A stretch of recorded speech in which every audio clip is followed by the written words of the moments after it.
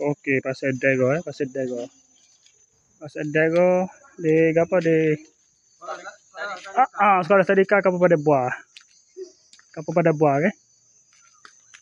Kota Royong ini. Bukit Bunga. Oh, Bukit Bunga lah dia. Bukit Bunga dah sini. Bukit Bunga. Bukit Bunga dah ni. Bukan. Ada camai. Camai. Camai? Boleh dah. Sama tinggi tu. Nampak sama tinggi. Tu. Situ mungkin tanah rendah tu. Sama betul. Dah benar kali dia. Situ rendah sikit kan dia jadi nampak turun sikit. Depan sekali tu. Bukan dia makan. Dia mau duduk atas jalan tu tengok anak mana anak kedai kau ni baru video.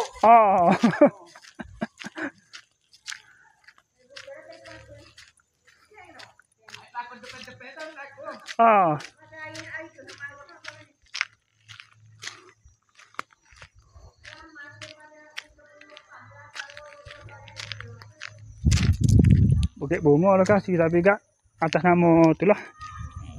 Tadika kemas pada buah.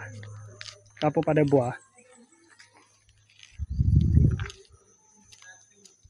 Tu hak sponsor pun ada, hak beli sendiri pun ada. Ada belakang ni. Nak sini. Ni bekalan kayu.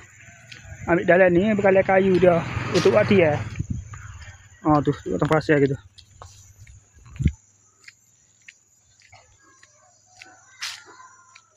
Okey.